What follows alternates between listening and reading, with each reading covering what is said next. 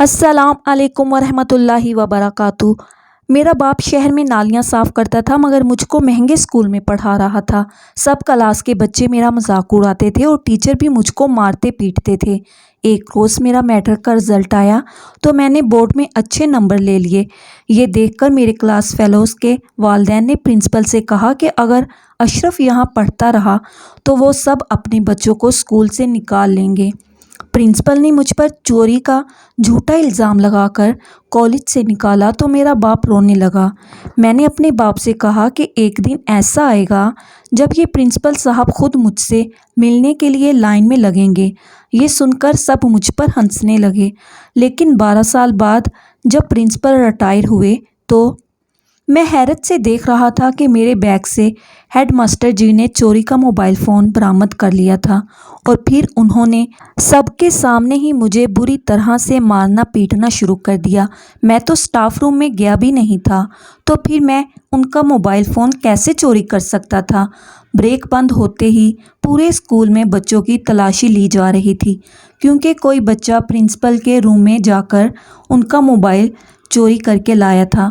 मैं तो सारा वक्त क्लास में ही बैठा रहा था क्योंकि सुबह जो जेब खर्च मुझे अब्बू ने दिया था वो स्कूल पहुंचते ही मुझसे जुर्माने में ले लिया गया था क्योंकि मैंने अपने फटे हुए जूते चेंज नहीं किए थे। और ये सिलसिला मेरे साथ पिछले एक हफ्ते से चला आ रहा था क्योंकि अब्बू ने मुझसे वादा किया था कि जैसे ही इस महीने की तनख्वाह मिलती है तो वो मुझे जूते लेकर देंगे। मेरे जूते बहुत पुराने हो चुके थे और अंगूठे जूता फाड़कर उसमें से नज़र आते थे। पूरी क्लास मेरे हुलिये पर हंसती थी मगर मैं खामोश रहता था क्योंकि मेरे अब्बू ने मुझे कहा था कि मुझे अपनी सारी तवज्जो सिर्फ़ और सिर्फ अपनी पढ़ाई पर लगानी है ताकि मैं पढ़ लिख कर ऐसा मकाम हासिल कर सकूं जहां पर मजाक उड़ाने वाले खुद ही मेरी इज्जत करने पर मजबूर हो जाएं। और वाकई मैं सिवाय पढ़ाई के उनकी किसी भी हरकत पर तवज्जो नहीं देता था। बाज़ औक़ात जब ज़्यादा ही दिल आज़ारी हो जाती थी तो ज़रा देर को रोकर मैं फिर से हशाश बशाश हो जाता था। मेरा नाम अशरफ है और मेरे वालिद सफाई का काम करते हैं, लेकिन मेरे क्लास फेलो और उस्ताद कहते हैं कि मेरे वालिद शहर की नालियाँ साफ़ करते हैं। मुझे नाम से कम और चूड़ा ज़्यादा कहकर बुलाया जाता है। मैं आम बच्चों के गिलास में पानी नहीं पी सकता। मेरा गिलास मेरे बैग में मौजूद होता है और इसी तरह मैं किसी भी बच्चे के साथ बैठकर ब्रेक नहीं कर सकता। और ये सिलसिला अब से नहीं बरसों से चला आ रहा है। जब से मैंने स्कूल में दाखिला लिया है मेरे वालिद खुद मेहनत मजदूरी करके भी मुझे अच्छे स्कूल कॉलेज में पढ़ाने का ख्वाब दिल में लिए ज़िंदा हैं। इस वक्त भी मैं एक प्राइवेट स्कूल में ज़ेरे तालीम था और प्रिंसिपल बार बार मुझे बुलाकर कहता था कि अपने बाप से कहो कि वो अपनी हैसियत का कोई स्कूल देख ले क्योंकि यहाँ पर पढ़ने वाले बच्चों के वालिदैन ये शिकायत करते हैं कि अगर तुमने अशरफ को स्कूल में दाखिल रखा तो वो अपने बच्चों को स्कूल से हटा लेंगे। मैं उनकी ये बातें सुनकर अपने खून के घूंट भरकर चुप कर जाता था। जब भी अब्बू सफ़ेद धुले हुए कपड़े पहनकर मेरी स्कूल की फ़ीस देने पहुंचते थे तो प्रिंसिपल साहब अब्बू से भी यही कहते थे कि अशरफ को किसी और जगह पर दाखिल करवा दो, हमारे स्कूल की रेपुटेशन ख़राब होती है। अब्बू हर बार उनकी मिन्नत तल्ले करके वापस लौट जाते थे। मेरे बाल प्रिंसिपल साहब के हाथ में थे और वो मुझे घसीट कर असेंबली हॉल में ले गए थे। बाकी क्लासेस के बच्चे भी जमा होने शुरू हो गए थे जब भी प्रिंसिपल ने मेरे अब्बू को फ़ोन करके बुलाया और वो बेचारा हाँफता काँपता कॉलेज पहुंच गया। डेस्क मेरे सर में लगने की वजह से मेरे चेहरे पर नील पड़े थे और कई जगह से खाल भी उतर गई थी। मैं रो रो कर प्रिंसिपल साहब से कह रहा था कि हेडमास्टर जी, मैंने चोरी नहीं की, मगर वो मुझे बड़ी गंदी गंदी गालियां दे रहे थे और कह रहे थे कि अब वो मुझे यहाँ किसी सूरत भी बर्दाश्त नहीं कर सकते। आज सुबह तो मैं बड़ा खुश था क्योंकि मेरा मैट्रिक का रिज़ल्ट लगा था और मैं बड़े शानदार नंबर लेकर मैट्रिक के इम्तहान में कामयाब हुआ था और अब हम लोग फर्स्ट ईयर की क्लास में बैठे हुए थे। जैसे ही मेरे अब्बू कॉलेज पहुँचे प्रिंसिपल ने मुझे धक्का देकर मेरे अब्बू की तरफ फेंक दिया और कहने लगा, ले जाओ अपने इस घटिया बेटे को और इसे भी اپنے ساتھ ہی کام پر لگا لو۔ میں تمہیں کب سے سمجھا رہا تھا کہ اس لڑکے کے لچھن ٹھیک نہیں ہیں، تم اس کی پڑھائی پر پیسے برباد نہ کرو، لیکن تمہیں میری بات سمجھ نہیں آ رہی تھی۔ اب دیکھو اس نے کیا گھٹیا حرکت کی ہے۔ اسٹاف روم میں جا کر اس نے نہ صرف میرا فون چوری کیا بلکہ دوسرے ٹیچر کا بھی پرس چوری کرنے کی کوشش کر رہا تھا۔ جب وہ اٹھ کر واش روم گئے تھے وہ تو اسے امجد نے دیکھ لیا۔ سر امجد میرے کلاس ٹیچر تھے اور وہ مجھ سے بے پناہ خار کھاتے تھے۔ ابو غیر یقینی سے میری طرف دیکھ رہے تھے۔ میرا زخمی چہرہ اور ہونٹوں سے بہتا خون ان کے دل کو کمزور کر رہا تھا۔ میں نے روتے ہوئے ابو سے کہا کہ ابو میں نے کوئی چوری نہیں کی، میں تو آج بریک کرنے بھی کلاس روم سے نہیں نکلا تھا کیونکہ میری تو جیب خرچ ہی صبح جرمانے میں لے لی جاتی ہے، میں تو کئی روز کلاس روم میں ہی بیٹھا رہتا ہوں۔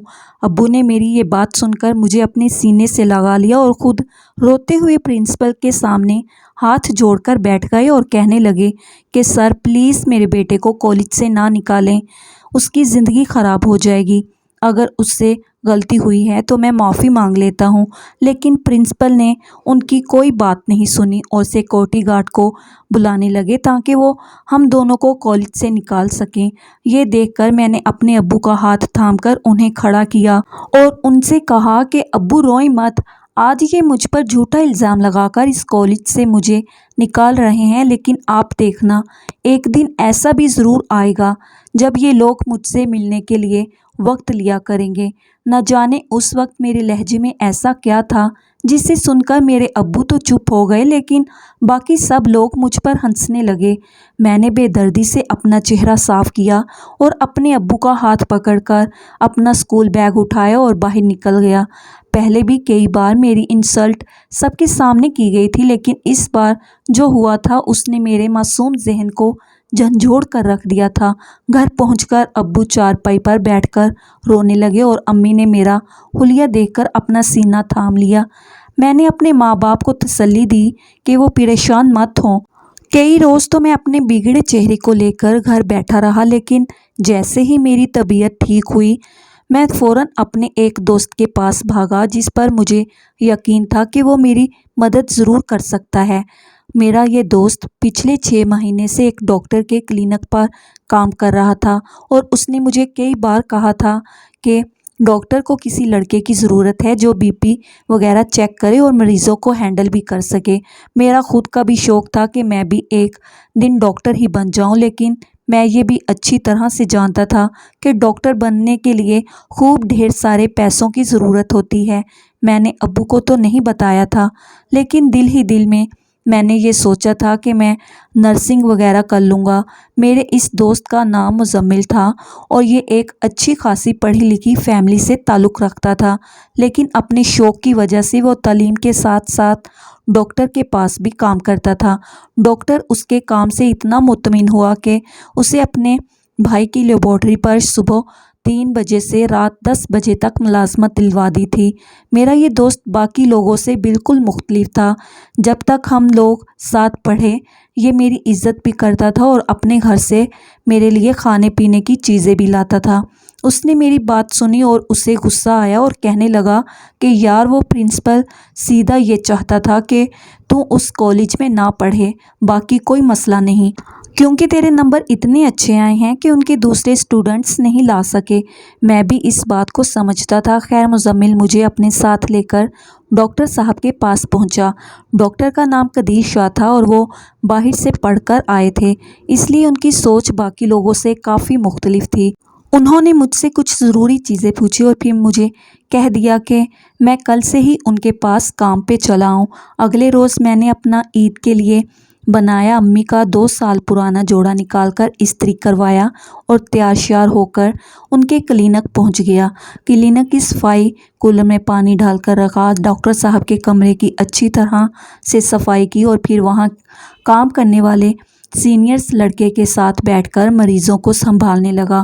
ڈاکٹر صاحب مجھے کام کرتا دیکھ کر بہت خوش تھے اور انہوں نے بڑے لڑکے کو ہدایت کی کہ اشرف کو بھی جلد سے جلد ٹریننگ دے کر اس قابل بنا دیا جائے کہ مریضوں کو سنبھال سکے۔ میرے ذمے ان کے گھر سے ان کا کھانا لانا بھی تھا۔ ڈاکٹر صاحب کی ایک بوڑھی سی ملازمہ مجھے کھانا پکڑا دیتی۔ ڈاکٹر شاہ کی ابھی شادی نہیں ہوئی تھی اور کھانا ان کی امی بناتی تھی۔ سب سے اچھی بات یہ تھی کہ کلینک پر کام کرنے والے چاروں لڑکوں کے لیے ان کے گھر سے ہی کھانا آتا تھا۔ شروع میں ان لوگوں کے ساتھ کھانا کھانے سے انکار کرتا رہا تو ایک روز ڈاکٹر نے مجھے بلا کر مجھ سے میرا مسئلہ پوچھا تو میں نے انہیں بتایا کہ میں عام لوگوں کے ساتھ بیٹھ کر کھانا نہیں کھا سکتا، کیونکہ میں نہیں چاہتا کل کو وہ مجھے نفرت کی نظر سے دیکھیں یا پھر وہ بھی اسکول کی طرح میرا مذاق اڑائیں۔ انہوں نے مجھے تسلی دی کہ یہاں پر ایسا کوئی ماحول نہیں۔ مجھے یہ کام کرتے ہوئے 3 ماہ ہو چکے تھے۔ ایک روز میں کھانا لینے گھر گیا تو ان کی بوڑھی ملازمہ کچھ گھبرائی ہوئی سی تھی اور مجھے دیکھتے ہی کہنے لگی، اشرف بیٹا جلدی سے اندر چلو، بیگم صاحبہ سیڑھیوں سے گر گئی ہیں۔ یہ سن کر میں بھاگ کر اندر پہنچا۔ ان کے سر سے تیزی سے خون بہہ رہا تھا۔ آج ڈاکٹر صاحب کو بھی ایک ضروری میٹنگ کے لیے صبح بڑے ہاسپٹل جانا تھا اور وہ اب تک واپس نہیں لوٹے تھے۔ میں نے اپنا دماغ چلایا اور فوراً ایمبولینس کو کال کر دی اور جب تک ایمبولینس پہنچتی میں نے ایمرجنسی میں ان کی پٹی بھی کر دی۔ ان کو شوگر کی بیماری تھی۔ جیسے ہی مجھے یہ پتہ لگا میں نے فوراً مشین منگوا کر ان کی شوگر چیک کی تو ان کی شوگر خطرناک حد تک گری ہوئی تھی۔ میں نے فوراً ملازمہ سے کہہ کر انہیں جوس بنوا کر پلایا۔ 20 منٹ میں ایمبولینس پہنچی تو ان رضاکاروں نے بھی یہ دیکھ کر خوشی کا اظہار کیا کہ میں نے بروقت عقل مندی کا مظاہرہ کیا۔ میں نے گھر کے نمبر سے ہی ڈاکٹر صاحب کو کال کر کے بتا دیا تھا۔ وہ گھبرا گئے اور فوراً اس ہاسپٹل کی طرف روانہ ہوئے جہاں پر میں ان کی والدہ کو لے کر جا رہا تھا۔ جب تک ڈاکٹر صاحب نہیں پہنچے میں نے بیگم صاحبہ کا بڑی اچھی طریقے سے دھیان رکھا۔ ڈاکٹر صاحب اپنی ماں سے بہت پیار کرتے تھے کیونکہ ان کے والد نے ان کے بچپن میں ہی دوسری شادی کر کے اپنی بڑی بیگم کو طلاق دے دی تھی۔ جب ڈاکٹروں نے انہیں بتایا کہ اگر اشرف بروقت انہیں جوس نہ پلاتا تو ان کی طبیعت زیادہ بگڑ جاتی تو میرے گلے لگ کر رونے لگے۔ میں نے لوگوں کا یہ روپ پہلی بار دیکھا تھا کہ وہ مجھ جیسے انسان کو بھی انسان سمجھتے تھے۔ میں خود ڈاکٹر صاحب کے گلے سے لگ کر رو پڑا۔ یہ میری زندگی کا اہم ترین موڑ تھا۔ ڈاکٹر صاحب اور ان کی والدہ اب مجھے اپنے گھر کے بچوں سے زیادہ پیار دینے لگے تھے۔ ڈاکٹر صاحب پہلے ہی میرے حالات سے واقف تھے لیکن ان کی امی کو اب جا کر معلوم ہوا تو انہوں نے فوراً ڈاکٹر شاہ سے کہا کہ اس بچے کا تعلیمی ریکارڈ اگر اتنا اچھا ہے تو یہ بچہ پڑھنے کے قابل ہے اور وہ مجھے پڑھانا چاہتی ہیں۔ وہ روز میرے لیے ایسا تھا جیسے اندھے کو آنکھیں مل جائیں۔ انہوں نے میرا ایڈمیشن کروا دیا اور اب میں باقاعدہ سے کالج جانے لگا تھا۔ میرے ذہن میں ایک دم ہی یہ خیال اٹھا تھا کہ مجھے ڈاکٹر بننے کی بجائے کوئی ایسا طاقتور شعبہ اپنانا چاہیے جہاں پر میرے پاس اتنا پاور ہو کہ لوگ مجھ سے ڈریں بھی اور میں اپنے اس حوالے سے بھی چھٹکارا پا سکوں جو مجھے ایک صفائی کرنے والا، ایک چوڑا چمار جیسے لقب دیتے ہیں، وہ لوگ بھی مجھ سے عزت سے پیش آئیں۔ میں کالج سے واپسی پر سیدھا ڈاکٹر صاحب کے کلینک جا کر کام سنبھالتا تھا۔ پھر انہوں نے مجھے اپنی تعلیم پر بھرپور توجہ دینے کا کہا اور یہ ان کی دعائیں اور محنت تھی۔ سیکنڈ ایئر میں ایک خاکروب کے بیٹے نے بورڈ میں 3ری پوزیشن حاصل کی تھی۔ میرے ماں باپ ان کے بہت شکر گزار تھے اور وہ بار بار یہی کہتے تھے کہ ڈاکٹر صاحب ہمارے لیے انسان نہیں بلکہ فرشتہ بن کر ہماری زندگی میں آئے ہیں، اور یہی حقیقت تھی۔ کبھی کبھی میں سوچتا تھا کہ جس معاشرے میں ہمارے پرنسپل جیسے فرعون ہیں وہیں پر خدا نے ڈاکٹر قدیر شاہ جیسے اللہ کے ولی بھی پیدا کیے ہوئے ہیں۔ مجھ سے چھوٹے تینوں بھائی بھی اپنی تعلیم کا سلسلہ جاری رکھے ہوئے تھے۔ میری سوچ اور سمجھ دن بدن بڑھتی جا رہی تھی۔ بہترین ماحول میں تعلیم حاصل کرنے کی وجہ سے میں اب پر اعتماد انسان نظر آتا تھا۔ ڈاکٹر صاحب نے مجھ سے میرے فیوچر کے بارے میں پوچھا تو میں نے ان کے سامنے اپنی خواہش کا اظہار کر دیا۔ وہ میری بات سن کر کافی دیر تک ہنستے رہے اور پھر کہنے لگے، اشرف تم اصل میں معاشرے سے اپنی ذلت کا بدلہ لینے چاہتے ہو کیا؟ تمہیں نہیں لگتا کہ اگر تمہارے ہاتھ میں اختیار آ گیا تو تم خود بھی ظالم بن کر اسی معاشرے کا حصہ بن جاؤ گے؟ میں کافی دیر تک ان کی بات کو سوچ سوچتا رہا اور واقعی حقیقت تھی۔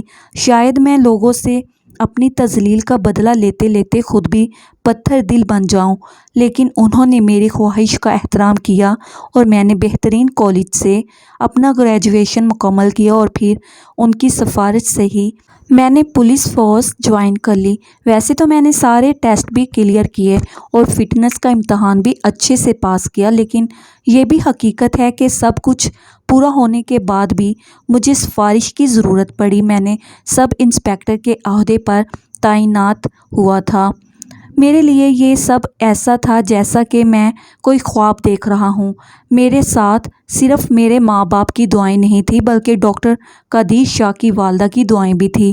وہ مجھ سے بالکل اپنے چھوٹے بھائیوں کی طرح پیار کرتے تھے۔ دیکھتے ہی دیکھتے مجھ پر ایک کے بعد ایک کامیابی کا زینہ کھلتا گیا اور 10 سال بعد میں DSP کے عہدے پر فائز ہو گیا۔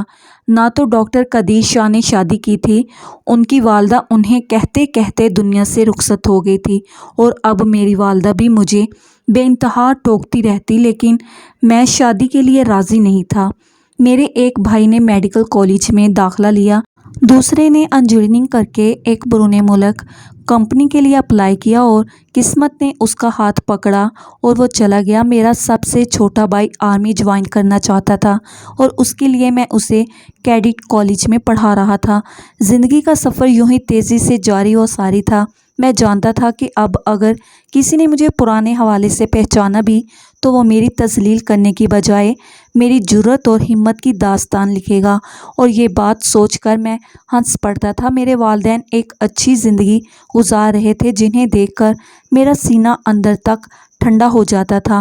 مجھے اپنے بچپن کی کہی گئی بات پر اب بار بار حیرت ہوتی تھی کہ میں نے غصے میں صرف ایک بات کہی تھی اور اللہ تعالیٰ نے مجھ پر اتنا احسان کیا تھا کہ اس نے واقعی مجھے ایسی جگہ پر پہنچا دیا تھا کہ وہی لوگ جو کل تک میرا مذاق بناتے تھے، وہ مجھے ذلت بھرے لقب سے نوازتے تھے، اب وہ مجھ سے ملنے کے لیے گھنٹوں میرے کمرے کے باہر انتظار کرتے تھے۔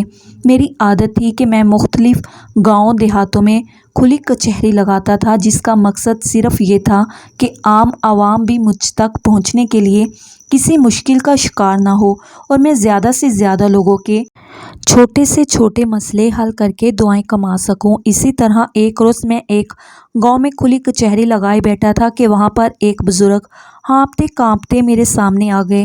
ان کے بیٹوں نے ان کے مکان پر قبضہ کر کے انہیں گھر سے نکال دیا تھا۔ میں ان کی شکل کو غور سے دیکھنے لگا۔ مجھے لگتا تھا کہ جیسے میں نے انہیں کہیں دیکھا ہے، اور جب میں نے ان کی درخواست پر ان کا نام دیکھا تو ایک دم میرے ذہن میں اپنے کالج کے پرنسپل کا چہرہ سامنے آ گیا۔ وقت جب بدلتا ہے تو کیسے کیسے لوگ مجبور اور لاچار ہو جاتے ہیں، یہ سوچ کر میری آنکھوں میں نمی آ گئی۔ میرے پرنسپل خاور حیات کے ساتھ ایک لڑکی بھی تھی جس نے اپنے پورے وجود کو چادر میں چھپا رکھا تھا اور صرف اس کی آنکھیں نظر آ رہی تھیں۔ وہ ان کی سب سے چھوٹی بیٹی تھی، ثمینہ حیات، جسے بھائیوں نے باپ کے ساتھ ہی گھر سے نکال دیا تھا۔ میں نے اپنے لوگوں سے کہا کہ جلد از جلد ان بزرگ کی درخواست پر ایکشن لیا جائے اور ان کے بیٹوں سے ان کا گھر ان کو واپس دلوایا جائے، اور بعد میں بھی اگر وہ انہیں پریشان کرے تو انہیں اچھی طرح سے سمجھا بجھا دیا جائے۔ میں جانتا تھا میری ٹیم میرے اشاروں کو بھی سمجھتی ہے۔ میں نے اس وقت اپنے پرنسپل خاور حیات کو شرمندہ کرنا مناسب نہیں سمجھا، کیونکہ وہ جو بھی تھے میرے استاد رہ چکے تھے۔ میں نے انہیں حوصلہ دیا اور کہا کہ وہ فی الحال میری ٹیم کے ساتھ گھر جائیں اور میرے جوان ان کے بیٹوں کو اچھی طرح سے سمجھا دیں گے، اگر بعد میں بھی کوئی مسئلہ کریں گے تو ہم لوگ انہیں دیکھ لیں گے۔ وہ یہ سن کر رونے لگے اور ہاتھ جوڑ کر میرا شکریہ ادا کرنے لگے۔ انہوں نے کانپتے ہاتھوں سے اپنی قمیض سے کچھ تڑے مڑے نوٹ نکال کر میرے سامنے رکھے اور کہا، بیٹا یہ میری طرف سے کچھ تحفہ قبول کرو۔ میں ان کی یہ حرکت دیکھ کر زور سے ہنس پڑا۔ میں نے چپکے سے ان کے کان کے پاس جا کر کہا، سر میں یہ پیسے لے تو لیتا، لیکن بعد میں آپ نے الزام لگا کر अगर सबके सामने मार पीट शुरू कर दी तो वो मेरी बात सुनकर एकदम चौंक पड़े और अपनी आंखों पर जोर देकर मुझे पहचानने की कोशिश करने लगे। मैंने उनकी मुश्किल आसान कर दी और धीरे से कहा कि हेडमास्टर जी, मैं वही अशरफ हूँ जिसका बाप गलियों में झाड़ू देता था और आप जैसे लोगों की नालियाँ साफ़ करता था। ना चाहते हुए भी मेरा लहजा तल्ख हो गया तो मास्टर जी के चेहरे पर एकदम डर और खौफ के असरात नमूदार हुए। मैंने उनका हाथ दबाकर कहा कि मास्टर जी, परेशान मत हों, ये बात सिर्फ हम दोनों को ही मालूम है कि हम लोग माजी में एक दूसरे को जानते थे। मैं जानता था कि उन्हें ज़रूर ये खौफ सता रहा होगा कि कहीं मैं बरसों पुराना बदला उनसे ना ले लूं। फिर उनकी बेटी उन्हें लेकर वापस चली गई। मैंने अपनी टीम के लोगों को ख़ास तौर पर हदायत की थी कि उन बुज़ुर्ग का ख़ास ख्याल रखा जाए क्योंकि ये तदरीस के शोबे से वाबस्ता रहे हैं और मुआशरे में एक उस्ताद की इज़्ज़त सबसे अहम होती है। अहले मोहल्ला ने बताया कि इससे पहले भी इनके बदबख्त बेटे बार बार इन्हें मार पीट कर बाहर फेंक देते हैं और इस बार तो उन्होंने हद ही कर दी कि अपनी बहन को भी बाप के साथ घर से बाहर निकाल खड़ा कर दिया। उनमें से एक कुछ ज़्यादा पढ़ा लिखा था और एक प्राइवेट फर्म में काम कर रहा था और दूसरा बेटा एक प्राइवेट स्कूल का प्रिंसिपल था। मैंने उन्हें तन्हाई में बुलाकर अपने तरीके से ख़ास समझा दिया और वो मुझसे वादा करके गए थे कि दोबारा अपने बाप को कभी परेशान नहीं करेंगे। मैं इस बात को तकरीबन भूल चुका था जब 15 दिन बाद अचानक मेरे मुलाजिम ने मुझे इत्तला दी कि कोई साहब मुझसे मिलने के लिए आए हैं। मैं उस वक्त अपनी रहाइशगाह पर मौजूद था। जब मैंने उन्हें अंदर बुलाया तो वो ख़बर हयात और उनकी बेटी हैं। उनके हाथों में फल और मिठाई थी और वो मेरा शुक्रिया अदा करने पहुँचे थे। मैंने उन्हें इज़्ज़त और एहतराम के साथ उन्हें बिठा लिया और अपनी वालदा को भी कहा कि वो उनसे मिलने के लिए आ जाएं। प्रिंसिपल साहब मेरे सामने हाथ जोड़कर बैठ गए और मुझसे मुआफ़ी मांगने लगे। बेटा, मैंने तुम्हारे साथ बहुत गलत किया। क्या करता? उस वक्त मेरे ऊपर दबाव भी था और मुझे ये डर भी था कि अगर तुम पढ़ाई में इतने ही नंबर लेते रहे तो वो लोग जो हमारे बाकायदा डोनर हैं इस बात से नाराज़ हो जाएंगे कि हमने एक गरीब लड़के को उनके बेटे पर फोकियत दी है। इस वजह से मेरी मजबूरी थी कि मैंने उस रोज़ तुम पर झूठा इल्ज़ाम भी लगाया और फिर तुम्हें कॉलेज से निकाल दिया।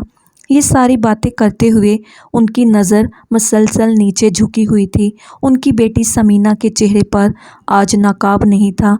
मेरी नज़र जब उस पर पड़ी तो एक पल के लिए मुझे लगा जैसे ये दुनिया ही रुक गई। मैंने एहतराम में नज़र झुका ली। मैं नहीं चाहता था कि मैं अपने उस्ताद की बेटी को नज़र भर कर देखूं। मैंने उन्हें मज़ीद कुछ कहने से रोक दिया और कहा कि सर जी, उस दिन अगर आप मुझको इस तरह जलील करके ना निकालते तो शायद मैं बस 1-2 साल पोजीशन लेकर ही रह जाता, लेकिन इस मुकाम तक पहुंचना मेरे लिए नामुमकिन होता। मैंने उन्हें डॉक्टर कदीर शाह से अपनी मुलाकात के बारे में बताया और ये भी बताया कि ये सब उनकी और उनकी वालदा की मेहरबानी से हुआ। मेरी वालदा ने उन बाप बेटी के लिए खाने का इंतज़ाम कर लिया था। उन्होंने बड़ा इनकार करने की कोशिश की लेकिन मेरी वालदा इसरार करती रही और मजबूरन उन्होंने खाना खाने की हामी भर ली। मेरी नज़र बार बार उस लड़की की तरफ भटक रही थी। ना जाने ऐसा मेरे साथ पहले तो कभी नहीं हुआ था और मेरी माँ ने शायद मेरी नज़र की चोरी पकड़ ली। अम्मी ने जब समीना से पूछा कि उसने कहाँ तक तालीम हासिल की है तो उसने बड़े ठहरे हुए अंदाज में कहा कि वो MBA के फ़ाइनल साल में है। अम्मी ने डायरेक्ट उसके वालिद से पूछा कि आपने अपनी बच्ची की कहीं बात तय कर रखी है या अभी तक ये सिंगल ही है। तो प्रिंसिपल साहब ने चौंक कर मेरी माँ की तरफ देखा और फिर कहने लगे कि अभी तो कहीं भी बात तय नहीं हुई क्योंकि इसके भाई इसकी तालीम पर लगने वाले पैसों को ही फजूल खर्ची करार देते हैं। शादी के लिए कौन सोचेगा। उनके लहजे में इस वक्त इतनी यासियत भरी हुई थी कि एकदम से मेरा दिल भी लर्ज़ उठा। एक बाप अपनी बेटी से कितनी मोहब्बत करता है, मैं इस बात को अच्छी तरह से समझ सकता था। मैं अपनी अम्मी के इरादे जानता था, इसलिए मैंने उन्हें नज़रों ही नज़रों में बाज रखने की कोशिश की, लेकिन उनके चेहरे पर छाई हुई संजीदगी देखकर मैं चुप रह गया। मैं नहीं चाहता था कि मैं किसी की मजबूरी का फ़ायदा उठाऊं। مجھے بہت سی لڑکیوں نے خود بھی شادی کی پیشکش کی تھی، لیکن میں نے کبھی کسی کی طرف پیش رفت نہیں کی تھی، کیونکہ میں چاہتا تھا کہ اگر میری زندگی میں کوئی آئے تو ایسا ہو جسے میرے ماضی کے بارے میں بھی علم ہو، اور ساتھ ہی میری عجیب سی خواہش تھی کہ کوئی مجھے میرے ماضی کا حوالہ بھی نہ دے۔ وہ لوگ وہاں تک چنگچھی میں پہنچے تھے، لیکن میں نے اپنے ڈرائیور سے کہہ کر انہیں سرکاری گاڑی میں گھر چھڑوا دیا۔ مجھے اس لڑکی کی سنجیدگی نے بڑا متاثر کیا۔ ان کے جاتے ہی امی ایک بار پھر سے ہاتھ دھو کر میرے پیچھے پڑ گئی اور کہنے لگی، اشرف اب بس کرو، اپنی ضد چھوڑ دو، میں بوڑھی ہو چکی ہوں، میں کب تک تمہاری ذمہ داری اٹھاؤں گی؟ ساری عمر ہو گئی ہے مجھے کام کرتے کرتے، اللہ نے مجھے کوئی بیٹی نہیں دی جس کے سر پر بیٹھ کر میں بھی چند دن راج کر لیتی۔ 4 بیٹے دیے اور چاروں کے چاروں اتنے ناکامے کام کاج پر ہونے کے باوجود اب تک کنوارے ہیں۔ امی نے آخر میں روایتی ماؤں کی طرح رونا شروع کر دیا تھا۔ مجھ کو بس امی کی اس عادت سے ہی ڈر لگتا تھا۔ میں نے آخر ان پر ہی ساری بات چھوڑ کر اپنا دامن چھڑوا لیا تھا۔ میں رات کو اپنی اسٹڈی میں بیٹھ کر اپنی گزری ہوئی زندگی کے بارے میں سوچتا رہا۔ پیسہ اور عہدہ انسان کی ذات پات اور اس کے سارے عیب چھپا دیتا ہے، اور ایک ٹھنڈی سانس بھر کر اللہ تعالیٰ کا شکر ادا کیا کہ اس نے مجھ کو میری حیثیت سے بڑھ کر نوازا تھا۔ چند ہی دن میں امی نے خاور حیات سے بات کی تو وہ تو جیسے رضامند ہی بیٹھے تھے، فوراً ہاں کر دی، لیکن میں نے امی سے کہا کہ میں ثمینہ سے اس کی رضامندی پوچھے بنا شادی نہیں کروں گا، اور پھر میں نے اس سے بات کر کے اس کو اپنے بارے میں ایک ایک چیز بتا دی، اور جواب میں اس نے ایک ایسی بات کہی کہ جس کو سن کر میں نے ایک پل میں فیصلہ کر لیا کہ یہی لڑکی میرا نصیب بنے گی۔ وہ کہنے لگی، اللہ تعالیٰ نے آپ کو پہلے بدترین سے گزارا تاکہ پھر بہترین سے نوازے، اور اب میں اس کو اپنی خوش نصیبی سمجھوں گی کہ اگر آپ مجھ کو اپنی زندگی میں قبول کریں گے۔ 1 ماہ بعد ہماری بہت اچھے طریقے سے شادی ہو گئی۔ خاور حیات بڑے فخر سے میرا تعارف لوگوں سے کرواتے رہے کہ یہ میرا بہت ذہین اسٹوڈنٹ تھا، آج اپنی محنت اور اللہ تعالیٰ کی کرم نوازی سے اس مقام پر پہنچ گیا ہے۔ میں لوگوں کے چہرے دیکھتا رہا، مسکرا مسکرا کر ان سے مبارکباد وصول کرتا رہا۔ ثمینہ میری طرف دیکھ کر شرمیلے انداز میں مسکرا رہی تھی۔ میرے ماں باپ، میرے تینوں بھائی بہت خوش تھے اور میں بھی بہت مطمئن تھا۔ بے شک اللہ تعالیٰ بہترین کارساز ہے جو اپنی مخلوق کے ہر درد پر اپنے کرم کا مرہم ضرور لگاتا ہے، بس انسان صابر رہے۔ محترم ناظرین، آپ کو آج کی کہانی کیسی لگی؟ کمنٹ باکس میں اپنی اچھی رائے کا اظہار ضرور کریں، اور مزید اس طرح کی سبق آموز کہانیاں سننے کے لیے ہماری ویڈیو کو لائک کریں، شیئر کریں اور ہمارے چینل کو سبسکرائب ضرور کیجیے گا۔ شکریہ۔ اللہ حافظ۔